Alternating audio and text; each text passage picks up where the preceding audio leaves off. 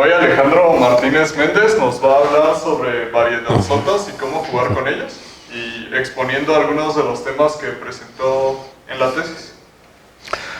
Bueno, gracias. Antes que nada, gracias Gibran y felicidades, hoy es su cumpleaños. Entonces, vamos a ver qué son esquemas y vamos a ver más o menos cómo se trabajan y unas propiedades de ellos y vamos a llegar a qué es cohomología de esquemas. Y se llama variedadzotas esta plática porque de cierta manera un esquema es muchas variedades pegadas y entonces se puede ver como la generalización de una variedad algebraica.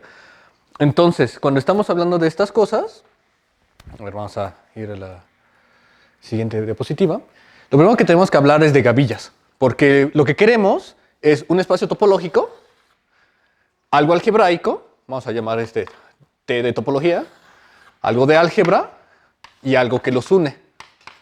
Esta cosa que los va a unir precisamente van a ser las gavillas. Entonces, primero vamos a ver, ¿qué es una gavilla? Bueno, primero, la primera convención que vamos a tener es que todo anillo, desde el principio, va a ser conmutativo con 1. Eso siempre, ¿ok? Entonces, ¿qué es una pregavilla? Primero, antes de definir una gavilla, definimos qué es una pregavilla. Es un funtor contravariante de un espacio topológico a una categoría abeliana.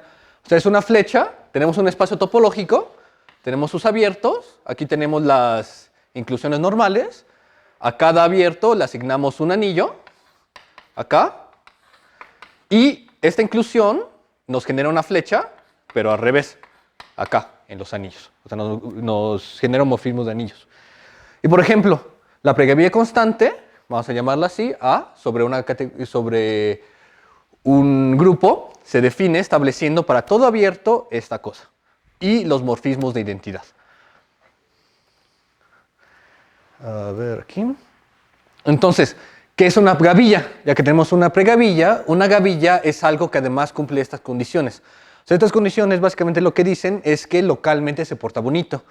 O sea, aquí es que si tenemos algo, o sea, que funciona bien en los abiertos chiquitos, entonces nos va a dar lo que está en el grande y viceversa. Si tenemos algo grande y lo restringimos, entonces nos va a dar lo que está en los abiertos chiquitos. Y vamos a llamar el funtor que manda, o sea, esta es la categoría de gavillas sobre grupos abelianos, que manda de a grupos abelianos, o sea, lo que va a mandar la gavilla a este grupo, al grupo asignado al espacio topológico grandote. Ese lo vas a llamar el funtor de secciones globales. Entonces, aquí tenemos un ejemplo. No toda pregavilla es una gavilla. Por ejemplo, podemos considerar esa pregavilla F sobre un espacio topológico X, y X va a consistir de dos puntos. O sea, tenemos esta, Q y X, que es igual a P y Q, ¿no? Y aquí van a ser las flechitas así, ¿no? O sea, las contenciones. Perdón, este es el vacío. Entonces lo que vamos a hacer es, para todos estos, vamos a definir que el anillo que se le asigna es Z y el anillo que se le asigna a este es el anillo 0. Estos van a ser la identidad. Ah, no, perdón. Las flechas van hacia acá porque se voltean las flechitas. Aquí está el 0. Y entonces no va a ser gavilla. ¿Por qué? Porque si agarramos a alguien en el Z asignado al P y el Z asignado al Q, agarramos diferentes, entonces van a dar el mismo, o sea, en las flechitas de arriba van a dar el 0, y si fuera gavilla, entonces la información local nos da la información global. Pero eso no pasa, porque, o sea, debería de dar esto, y nos da que estos elementos en realidad eran el mismo, pero dijimos que eran diferentes. Entonces, bueno, dar una pregavilla, o sea, si tenemos una pregavilla, le vamos a poder asignar siempre una gavilla, que es como una pregavilla única. Entonces vamos a poder gavillizar a esa pregavilla. Entonces, por ejemplo, la gavillización de esta simplemente es agarras suma y ya funciona bien. Entonces, si tenemos S y tenemos S' aquí, que se nos mandan al 0, entonces estos van a venir del elemento S, S'. Y pum, ya, tenemos una gavilla de verdad. Ahora, vamos a ver unas cuantas propiedades de ellas. Si agarramos una gavilla sobre X, un espacio topológico, entonces vamos a poder decir, para todo X, un punto se define el tallo como límite directo de estos. O sea, ¿qué es el tallo? O sea, estamos definiendo la gavilla sobre abiertos. Entonces, si tomamos un punto, esta va a estar contenido en varios abiertos y vamos a poder hacer una cosa que se llama límite directo, que es una relación de equivalencia que dice que dos elementos acá y acá son iguales si hay un abiertito acá que contiene el punto, tal es que la restricción de este y este nos dan al mismo. O sea, como que es lo más natural que se hace. Un morfismo de gavillas es el morfismo natural generado. O sea, si tenemos una gavilla a una B, entonces a cada esto lo vamos a poder asignar un abierto y estos van a conmutar con los morfismos normales, así que se nos dan si tenemos las inclusiones, las restricciones, perdón. O sea, va a ser que los cuadraditos generados conmuten. Y vamos a definir este morfismo. O sea, se define la gavilla de imagen directa sobre Y, o sea, si ya tenemos a X con una gavilla y tenemos a Y y le queremos asignar una gavilla que esté asociada con X, la asignamos a esta, que es como una manera muy natural de definir una gavilla sobre Y. Vamos a definir la restricción de una gavilla a un abierto simplemente así. Vamos a definirlo. Si es un abierto en el chiquito, se le va a asignar el anillo que se le asigna el grande. Y una gavilla va a ser su gavilla de otra si el grupo este va a ser su grupo de este para todo abierto. ¿Ok? Ahora, ya que tenemos gavillas, vamos a poder llegar a qué son esquemas. O sea, un esquema, o sea, tenemos un espacio topológico, un espacio algebraico, digamos, y la gavilla es precisamente lo que los une. Pero tiene que tener ciertas propiedades porque queremos que se pueda trabajar. Entonces, para eso vamos a definir qué es el espectro de un anillo. Entonces, vamos a definir el espectro como espacio topológico, como esto. O sea, todos los puntos de ese espacio, o sea, dado un anillo, van a ser los primos. Para todo conjunto vamos a definir estos conjuntos que van a ser cerrados y entonces esta topología la vamos a llamar la topología de Zariski. O sea, simplemente lo que estamos haciendo es darle una topología a un anillo para que precisamente los podamos trabajar bien. Y vamos a definir la gavilla de anillos o así. O sea, para todo P agarramos la localización de A en P, o sea, las fracciones que son de la forma A y abajo va a ser el complemento de P. O sea, A entre S, donde, o sea, aquí vamos a tener todos los elementos de A y los elementos que van acá abajo van a ser los que están en el complemento de P. ¿Ok?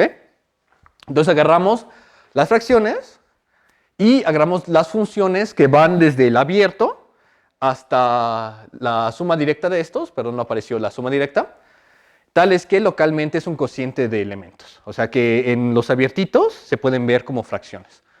Y entonces vamos a llamar, o sea, ya el espacio topológico junto con la gavilla, vamos a poder agarrar una pareja. Y esta pareja la vamos a poder llamar el espectro de un anillo. Otra vez, no confundir con el espacio topológico, porque eso ya lo dijimos. Pero para todo propósito práctico, para esta plática y en general, una vez que ya sabemos eso, cuando hablemos de spec A, vamos a hablar de spec como esta pareja, y no solo como el espacio topológico. Ahora, estos van a ser unas propiedades del espectro. Si tenemos un punto A, entonces el tallo en ese punto va a ser igual al anillo localizado en ese punto. Para todo elemento de A, los abiertos van a ser el anillo localizado en este elemento. Y estos nos van a formar una base del espacio topológico. Y el anillo asociado al espacio grande, al espectro grandote, va a ser A. Entonces, un ejemplo muy simple. Si tenemos un campo, el espectro de ese campo va a ser un espacio con un solo punto. Ese punto va a ser el ideal 0. O sea, el único primo en un campo es el 0 y el que se le va a asignar va a ser K. ¿Ok? Entonces, un espacio anillado es precisamente esto. O sea, agarramos una pareja, X, una gavilla de anillos y ya. Ese es un espacio anillado. Un morfismo de espacios anillados es precisamente lo que suena que es. O sea, tenemos un morfismo de espacios topológicos y además este morfismo en el que mandamos a Y a la imagen directa de X. ¿Ok? Y un espacio localmente anillado es un espacio que además en los tallos, o sea, los anillos, o sea, acuérdense que los tallos es el límite directo de los abiertos que contienen un punto. Entonces, esto nos va a dar un anillo. O sea, este punto se nos va a asignar un anillo. Entonces, lo que queremos es que este anillo sea local, es decir, solo tiene un ideal maximal. Si para todos los puntos de nuestro espacio anillado se cumple que el anillo en los tallos es local, entonces vamos a decir que es un espacio localmente anillado. Y un morfismo de espacios localmente anillados, además, nos manda anillos locales a anillos locales. ¿Ok? Entonces, por ejemplo, este espectro para todos va a ser un espacio localmente anillado. ¿Ok? Precisamente por cómo lo definimos. Y aquí está, así nada más rapidísimo, de cómo es un morfismo de anillos de espectro a espectro. Porque ese va a ser un morfismo de espacios localmente anillados. Ahora, ya que tenemos eso, ya vamos a poder hablar de verdad de esquemas. Entonces, un esquema afín es un espacio localmente anillado isomorfo al espectro de un anillo. ¿Ok? Y entonces, por eso es que hablo de variedad sotas, porque normalmente cuando hablamos del espectro de un anillo, cuando hablamos de variedades algebraicas normales, tomamos los anillos, por ejemplo, entre algún polinomio, y el anillo de coordenadas, y ya aquí podemos asignarle la estructura de espectro, y ya tenemos como la estructura de variedad algebraica clásica. Entonces, agarramos uno de estos, y este va a ser un esquema afín. Ahora, un esquema ya grandote es un espacio localmente anillado, tal que existe una cubierta afín, vas a llamarla. O sea, una cubierta de un espacio topológico, o sea, este va a ser un esquema si existe una cubierta tal que todos estos abiertitos van a ser isomorfos al espectro de algún anillo. ¿Ok? Y entonces nada más decimos que X, el espacio topológico, es el espacio subyacente y la gavilla asociada es la gavilla estructural. ¿Ok? Entonces, por ejemplo, no todos los esquemas son esquemas afines. Aquí un resumencito de lo que dice ahí. Podemos agarrar un espacio X con solo dos puntos y vamos a llamarlos abiertos. O sea, los abiertos de este van a ser P, Q1, van a ser P y Q2. O sea, X igual a P, Q1 y Q2. ¿Ok? Y por supuesto que vamos a tener que además los otros abiertos van a ser el vacío y P, ¿no? Tenemos P y el vacío, ¿no? Y todos se van al vacío. Y entonces vamos a definir, o sea, a este le vamos a dar un anillo local. No vamos a llamarlo A. Este le vamos a asignar el mismo anillo, este vamos a asignarle el mismo anillo. Y entonces lo que vamos a hacer es, estos forman una cubierta del espacio grande. O sea, ahí están todos los demás morfismos, ¿ok? Entonces, estos forman una cubierta del espacio grande y además son locales.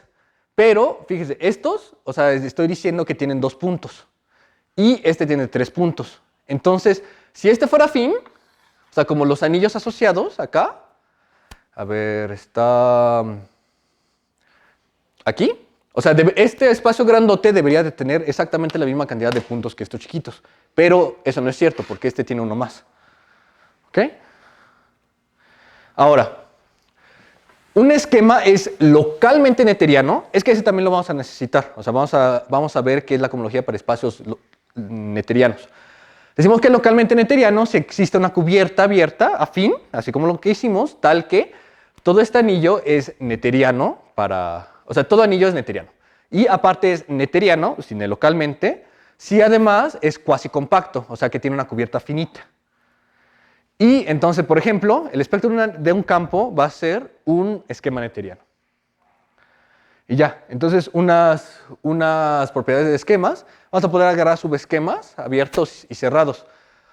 O sea, no exactamente como los agarramos, o sea, no como subespacios como tal, sino que también tenemos que hacer que las gavillas sean como subgavillas de ellos. Entonces, si tenemos una función como un encaje abierto, entonces vamos a decir que es una inmersión abierta. Un cerrado es una cosa que hace eso. Una gavilla de ideales es una gavilla, así como la subgavilla, pero en vez de que sea un subgrupo, va a ser un ideal del grandote. Y una inmersión cerrada es como un encaje cerrado. Ahora, ya que tenemos todo eso, vamos a poder hablar de qué son gavillas de OX módulos. Entonces, si tenemos un espacio anillado, vamos a decir que una gavilla de OX módulos es una gavilla tal que, o sea, tenemos un abierto, U, y a este le vamos a asignar un anillo F de U. O sea, este le vamos a asignar a este. Y ahora a este le vamos a asignar un F de U módulo. Un F de U módulo, ¿ok? Y entonces, o sea, tenemos la gavilla de anillos y a cada anillo asociado a cada abierto le vamos a asignar un módulo. Y vamos a decir que esa es una gavilla de OX módulos. Entonces, vamos a decir que la gavilla asociada a algún módulo, o sea, si ya tenemos un anillo y un A módulo, más o menos lo mismo que hicimos para la gavilla de un esquema afín, pero para los módulos. O sea, simplemente le vamos a cambiar las A's a M's. Entonces vamos a decir que esa es la gavilla asociada a M. Ahora, esta ya lo dije, perdón. Y entonces, aquí. O sea, si tenemos al espectro de A, vamos a decir que la gavilla estructural es este A, pero, o sea, visto como un A módulo, ¿ok? Ahora, decimos que una gavilla de OX módulos es cuasi coherente si tiene una cubierta afín, o sea, ya tenemos los OX módulos, si tiene una cubierta afín tal que para todo I existe un AI módulo, tal que esto pasa, o sea, que funciona bonito. Y además es coherente si además todo AI módulo es finitamente generado. Ok, bueno, ya es todo lo referente a lo de esquemas, así rápido. Entonces, ahora, la cohomología es más o menos una manera para ver cómo funcionan. Así, si das una cadenita de esquemas, las flechitas, podemos agarrar cocientes de esas flechitas. Y luego las pasamos a otra categoría y entonces van a cambiar. O sea, por ejemplo, sucesiones exactas en la categoría inicial normalmente no son sucesiones exactas en la siguiente categoría. Entonces, o sea, y lo que nos dice más o menos cuánto cambia eso van a ser los funtores de cohomología. Y los grupos de cohomología nos van a decir, para una gavilla en particular, nos van a decir cómo cambia eso. Entonces, lo primero que tenemos que definir son complejos. O sea, primero definimos qué es una categoría abeliana. O sea, es una categoría abeliana que básicamente lo importante es que esto pasa. O sea, que los ohms de un elemento a otro nos van a generar un grupo abeliano. Y, por ejemplo, todas las categorías con las que, bueno, casi todas las categorías con las que estamos trabajando son abelianas. La de grupos abelianos, la de módulos sobre un anillo, la de gavillas de grupos abelianos sobre un espacio topológico, la de gavillas de OX módulos y la de gavillas cuasi coherentes de OX módulos. Todas esas van a ser categorías abelianas. Entonces, un complejo simplemente va a ser una cadenita de esta manera. De I a I más 1, así hasta el infinito, ¿no? O sea, y ya, si no está definido, o sea, si este anillo para algún K no está definido, entonces decimos que es 0, en adelante es 0. ¿Y qué es lo que tiene que cumplir? Que la composición de este con este nos va a dar 0. Entonces, si agarramos un elemento acá, o sea, vamos a decir K, este cuando llega hasta acá, entonces este se nos va a mandar a 0. ¿Ok? Es decir, que la imagen del DI va a estar contenido en el kernel del DI más 1. Y los morfismos se llaman morfismos con frontera. Entonces decimos que es una sucesión exacta si esto pasa. O sea, si es exactamente igual. Aquí para un complejo solo nos pide que estén contenidos. Aquí nos pide que sean iguales. Y un morfismo de complejos es, tienes este, o sea, tienes un morfismo arriba, bueno, tienes una sucesión aquí, tienes otra sucesión con sus respectivas flechitas y simplemente es un morfismo tales que todos los cuadraditos conmuten. ¿Ok? Y bueno, ya que tenemos esas cosas, vamos a poder hablar de objetos de cohomología. Ya nos estamos acercando un poco más a lo que queremos. El iésimo objeto de cohomología de un complejo se define como el kernel entre la imagen. O sea, el kernel de este entre la imagen de esto. Entonces, si pueden ver, aquí nos va a dar que todos los objetos de cohomología son 0 y aquí quizás nos sobran objetos en la imagen. Entonces, perdón, en el kernel. Entonces ahí no van a ser 0.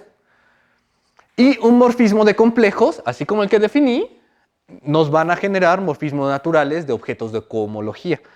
O sea, el iésimo objeto de cohomología de acá, o sea, más bien, el iésimo objeto de cohomología de acá nos va a dar un morfismo al objeto de cohomología de acá abajo.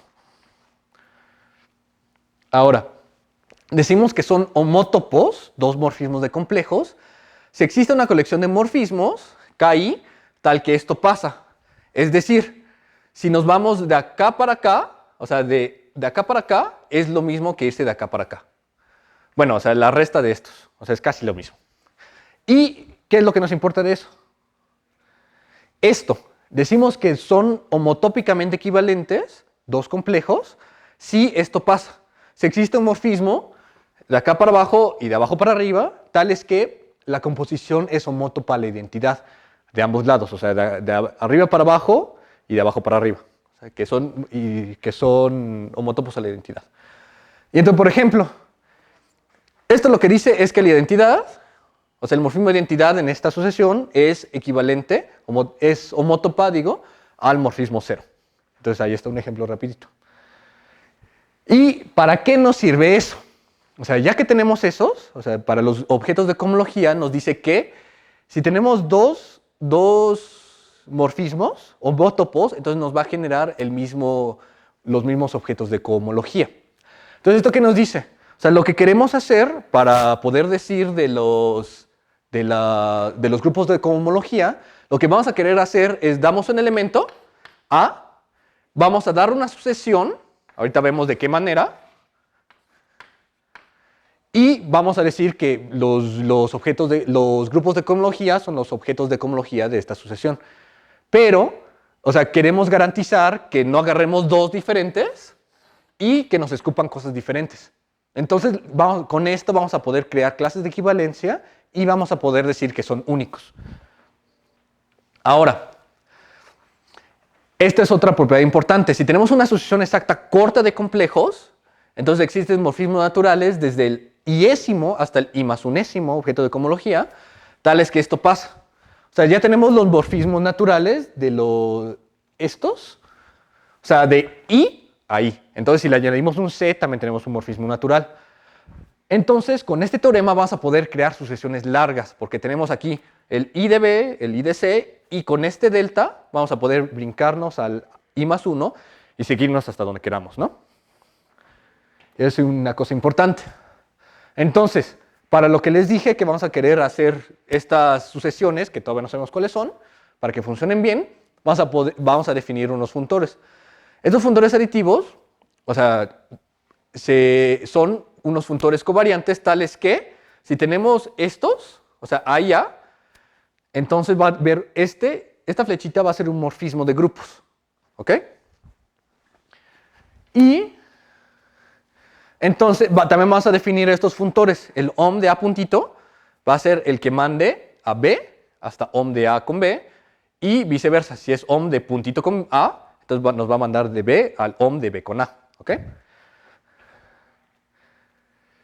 Ahora, vamos a decir que un funtor aditivo es exacto por la izquierda o por la derecha si tenemos una sucesión corta, esta sucesión cortita, y entonces, una vez que lo mandamos con el funtor hacia abajo, este va a ser exacto. Ojo, esta flechita con el 0 no está, o sea, no es una condición para que sea exacto por la izquierda. Y también para la derecha, lo mismo. Esta flechita no va a tener que estar acá. Si es exacto por ambos lados, entonces se dice que el funtor es exacto, sin decir izquierda ni derecha. Entonces, por ejemplo, el funtor de secciones globales que habíamos visto es exacto izquierdo y también el funtor OM de A puntito.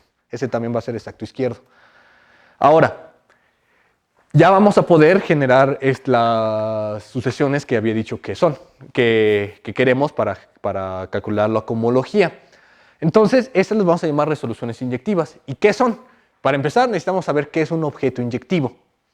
Un objeto es inyectivo si este funtor es exacto, ¿ok? Es decir, o sea, es exacto por la izquierda o por la derecha.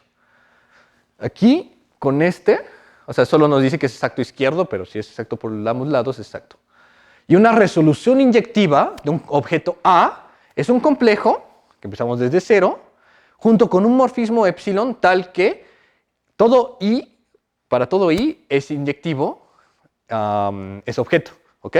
Entonces, lo que les estoy diciendo es, ya tenemos una sucesión y vamos a llamar una resolución inyectiva. O sea, tenemos este A, tenemos este epsilon y tenemos una sucesión. Y entonces, ahorita lo que vamos a ver es que efectivamente esas sucesiones nos funcionan para hacer esto, lo que queremos. Entonces, si todo objeto en una categoría abeliana es un subobjeto de un objeto inyectivo, entonces decimos que tiene suficientes inyectivos. Y si tenemos eso, si tenemos una categoría con suficientes inyectivos, entonces todo objeto va a tener una resolución inyectiva. ¿Ok? Entonces, eso es importante porque vamos ahorita, o sea, tenemos aquí los esquemas y todo eso, las gavillas de OX módulos. Lo que queremos ver es que tienen suficientes inyectivos para que precisamente le podemos asignar a cada objeto una resolución. Entonces, aquí está algo importante. Dos resoluciones inyectivas de un objeto son homotópicamente equivalentes. Es decir, los objetos de cohomología de dos resoluciones inyectivas son independientes a la... Más bien, los objetos de cohomología de una resolución inyectiva de A son independientes a la resolución inyectiva que se eligió. Entonces podemos darle la que sea. Ahora, ya que tenemos todo eso, vamos a poder hacer unas cosas que se llaman funtores derivados, que es lo que nos va a dar precisamente lo que queremos. Ahora, si tenemos dos categorías abelianas, la primera con suficientes inyectivos, la segunda no necesariamente tiene suficientes inyectivos, y agarramos un funtor covariante exacto izquierdo, es decir, que es una sucesión exacta, la manda a una que los primeros tres términos son exactos. Entonces se construyen los funtores derivados así. O sea, para todo objeto agarramos una resolución inyectiva. Esta no nos importa por los lemas anteriores. Esta. Y entonces vamos a definir el iésimo funtor derivado derecho de A como el iésimo objeto de cohomología de esa resolución inyectiva. Ahora, si agarramos una categoría abeliana, así como la agarramos antes, o sea, la categoría abeliana con suficientes inyectivos, un funtor covariante exacto izquierdo a una categoría abeliana B, entonces vamos a tener este teorema, que al parecer se lo comía en la pantalla. Entonces, para todo I, este es un funtor aditivo, o sea que los ohms que el morfismo en los ohms es efectivamente un morfismo. Hay un morfismo natural del funtor al zeroísimo funtor derivado. Para toda sucesión exacta, o sea, tenemos un morfismo natural tal que efectivamente se puede hacer larga la sucesión, que eso es obviamente porque estamos agarrando los objetos inyectivos. Los diagramas, aquí se lo comió, así los diagramas, los cuadraditos generados, ahí conmutan. Y lo último es que el iésimo, arriba de 0, el iésimo funtor derivado va a ser 0. Ahora, agarramos un funtor como en el teorema anterior. Vamos a decir que un objeto es acíclico si esto pasa. O sea, si el iésimo funtor derivado derecho es 0 para todo i mayor que 0. Y entonces esto lo vamos a usar para calcular qué es la cohomología en estas cosas. Ahora, tenemos una equivalencia, lo que nos dice este teorema es que tenemos una equivalencia entre una resolución acíclica, que es precisamente una resolución en la que todo objeto de esa sucesión es acíclico, y si tomamos una resolución inyectiva de ese mismo objeto, entonces van a ser equivalentes los grupos de cohomología de esta resolución acíclica con los funtores derivados derechos que teníamos originalmente. Entonces, lo que nos dice eso es que podemos calcular la cohomología con funtores acíclicos. Ahora, esto es exactamente lo que acabo de decir. Ahora, ya que tenemos eso, ya vamos a poder hablar de cohomología de esquemas como tal, no solo de funtores derivados. Entonces, aquí tenemos un teorema. Si tenemos un anillo, todo A módulo es isomorfo a un submódulo de un A módulo inyectivo. Entonces, lo que estamos diciendo es esto precisamente.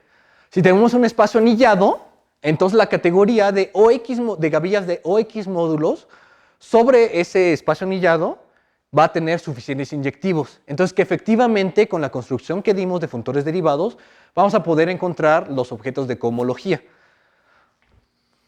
Y entonces también tenemos que la categoría de gavillas de grupos abelianos sobre X tiene suficientes inyectivos. Y este simplemente es porque todo anillo se puede ver como un Z-módulo. Entonces es un caso particular de lo anterior.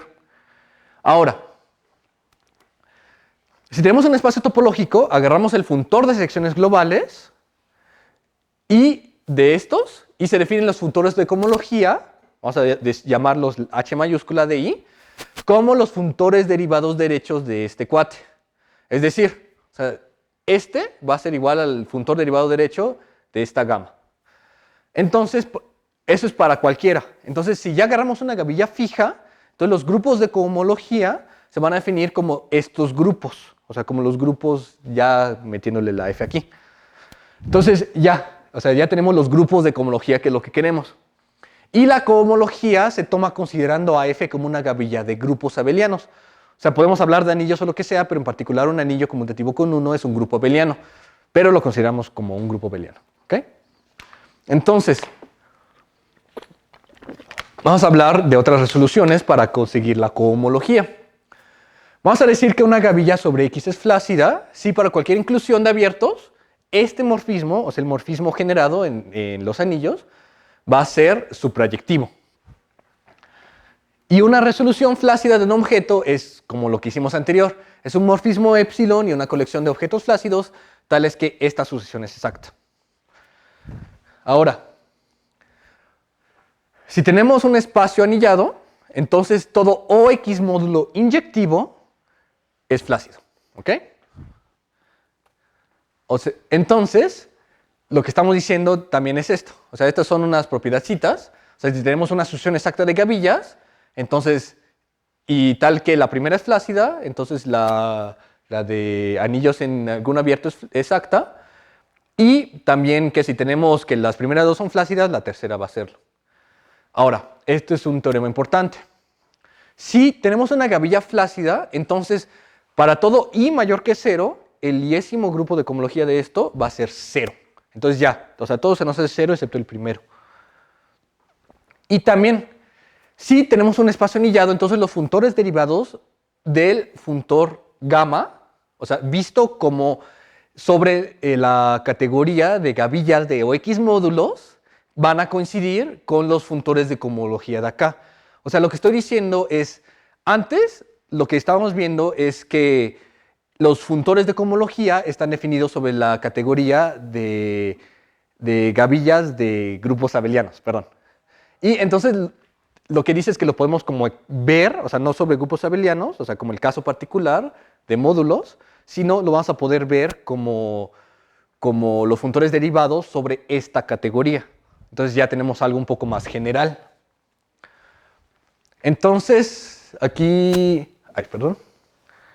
O sea, si tenemos un subconjunto de grupos abelianos, entonces también vamos a poder ver que o sea, si tenemos algo chiquito, lo vamos a poder extender a algo grande. O sea, si tenemos la inclusión, entonces estos van a ser los mismos que los de la gavilla de la imagen directa de la inclusión en X. O sea, la extensión por 0 es una donde, o sea, si tenemos un espacio topológico chiquito en uno grande, el asignado a este abiertito va a ser el mismo, y si tenemos algo que está afuera, entonces este va a ser 0. Ahora, este es un teorema que hizo Grothendieck para cierta clase de espacios topológicos neuterianos. Entonces, si tenemos un espacio topológico neuteriano de dimensión n, entonces, para toda gavilla de grupos abelianos sobre X, vamos a tener que esto va a pasar. O sea que la cohomología va a existir hasta n, puede existir hasta n, pero ya no más. Entonces, ya que tenemos eso, vamos a poder ver qué es la cohomología, o sea, ya específicamente vamos a poder calcular la cohomología para cierta clase de espacios. Estos van a ser los esquemas afines neuterianos. Es decir, tomamos un esquema, un esquema X isomorfo al espectro de un anillo y además A es neuteriano. ¿Ok? Entonces, esta es una clase de esquemas bastante sencilla, y vamos a ver qué nos da la cohomología para tener ya con todo ese rollo que les eché, unos resultados ya un poco más tangibles.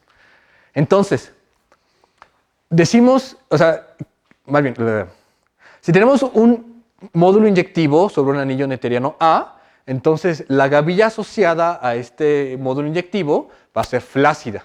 Entonces ya lo vamos a poder asociar a lo que teníamos anteriormente. Y si tenemos si tenemos un espacio topológico que es afín, que es un espectro de un anillo neuteriano, entonces para toda gavilla cuasi coherente, o sea que los abiertitos, es el OX módulo asignado es el módulo es la gavilla asociada a un AI módulo.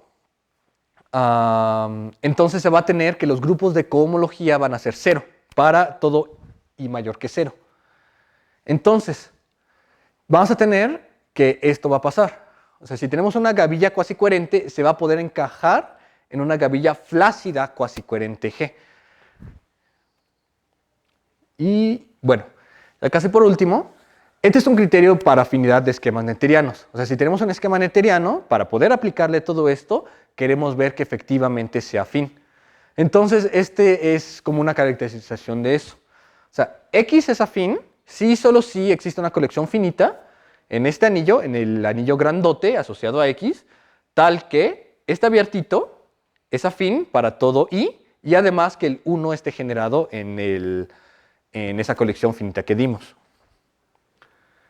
Y por último, o sea, ya juntando todos esos resultados, vamos a poder ver una caracterización de la cohomología para esquemas afines neuterianos. Entonces, si tenemos un esquema neuteriano, entonces las siguientes condiciones van a ser equivalentes. La primera es que X sea afín.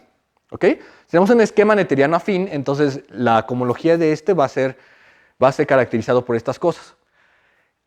El iésimo grupo de cohomología para una gavilla cuasi coherente va a ser 0. Y también eso va a ser equivalente al que el primer grupo de cohomología para toda gavilla de ideales coherente sea 0. Y creo que ya es todo. Sí. Sí, ya es todo.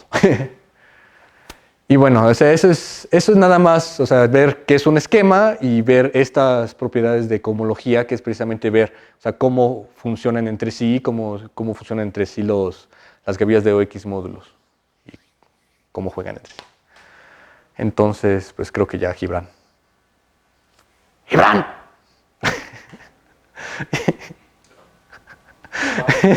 Muy bien, Alejandro.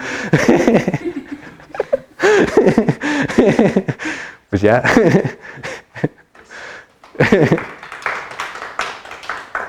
¿Ya alguna pregunta? ¿Duda? ¿Tiene alguna pregunta, Alejandro? Dijiste que esto tiene que ver con variedades. Sí. Una variedad clásica, algebraica, es... O sea, tomas un polinomio, ¿no? O sea, un polinomio en alguna cosa, o sea, en algún anillo, y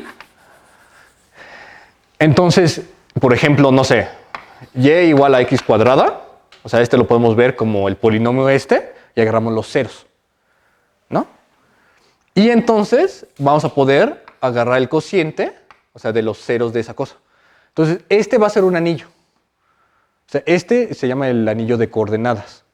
Ahora, este anillo, o sea, es una estructura completamente algebraica, ¿no? O sea, ¿cómo lo vemos geométricamente? O sea, otra vez en el caso de la parábola tenemos esta, ¿no?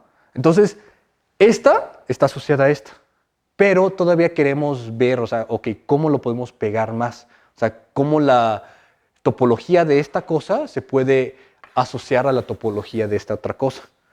Entonces, ¿qué es algo muy natural para los anillos? Los primos, ¿no? Entonces tenemos primos y entonces ya que tenemos los primos, que es algo que podemos asociarle, ok, decimos, ok, ahora los primos, ¿cómo los podemos convertir en un espacio topológico? Y para eso sirve el espectro, precisamente, que el espectro es, a ver, aquí lo tenía, a ver, no es acá.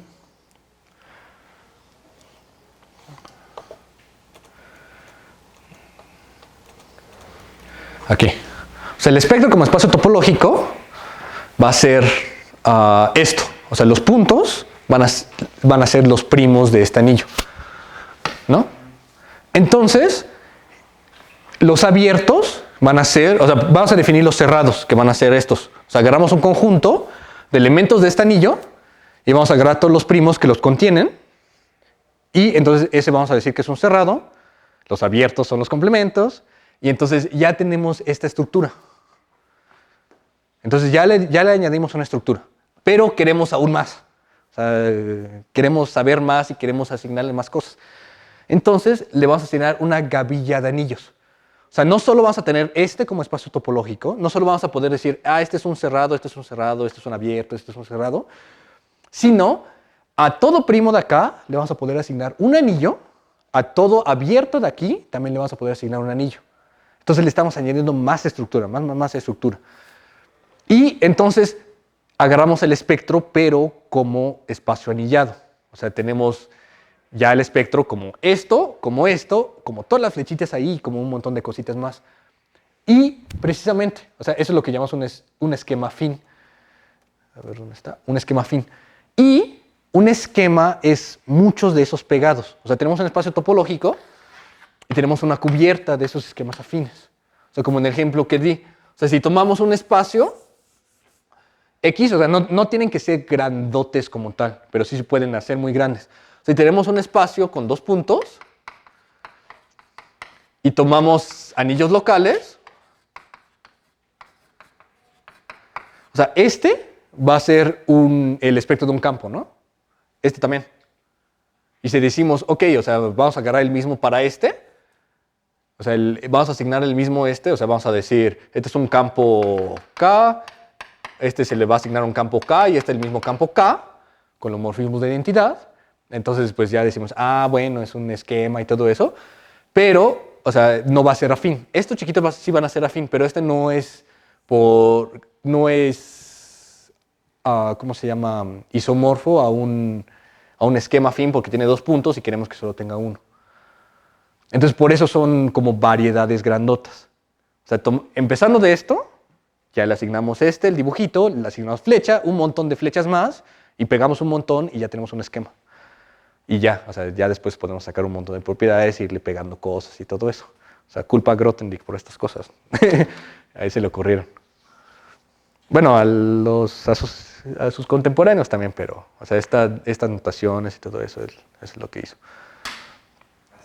Sí. ¿Alguna otra pregunta? Sí. Oye, una pregunta así, del lado de las variedades, la homología o la cohomología puede medir hoyos, ¿no? Intuitivamente, pero así ya cuando te lo llevas a los abstracto, Sí. Ahí está un poco más difícil, porque ahí te está diciendo, o sea, precisamente cómo cambian los anillos. A ver.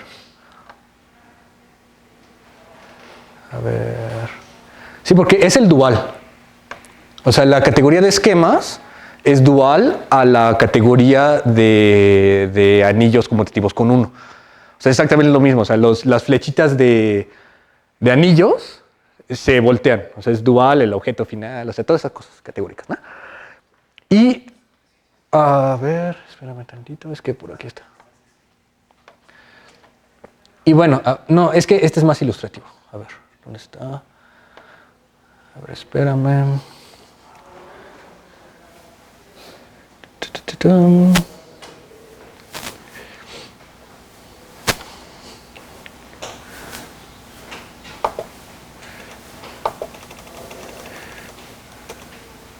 Ahí está.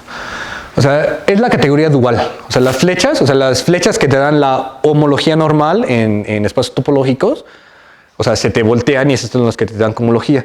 Y entonces aquí lo que te dice es precisamente qué tanto cambia. O sea, la cohomología es agarras en una categoría, la pasas a otra y es ver precisamente qué tan no exacta es la sucesión. Y entonces en o sea, es algo más ilustrativo. O sea, si tenemos un espacio netteriano de dimensión n, o sea, también así como o sea, lo que nos dice es que eventualmente se va a hacer cero, o sea, que la cohomología es interesante solo hasta esa dimensión n. Entonces, más o menos eso. O sea, pero en álgebra más que en geometría. Gracias. Sí. ¿Algo más? Pues ya sería todo. Bueno, gracias.